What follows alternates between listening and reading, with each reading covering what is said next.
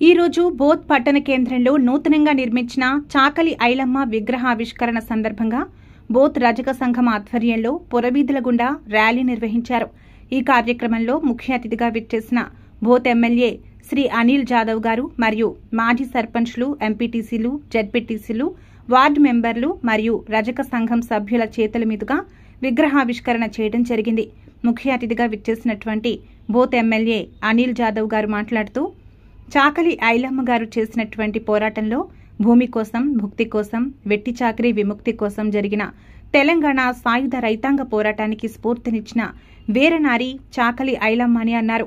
అంతేకాకుండా చాకలి ఐలమ్మను తెలంగాణ తల్లిగా గుర్తించి 2021 సెప్టెంబర్ 26 నుండి చాకలి ఐలమ్మ జయంతి ఉత్సవాలను నిర్వహిస్తున్నారని అన్నారు.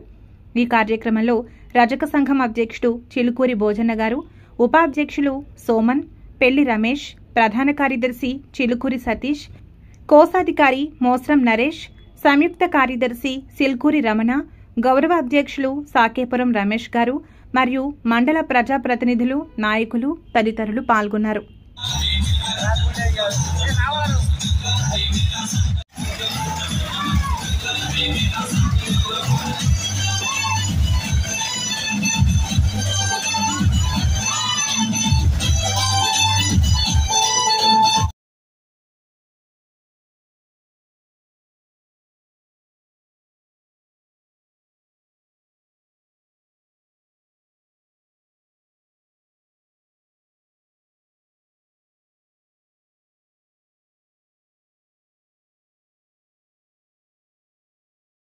Okay sir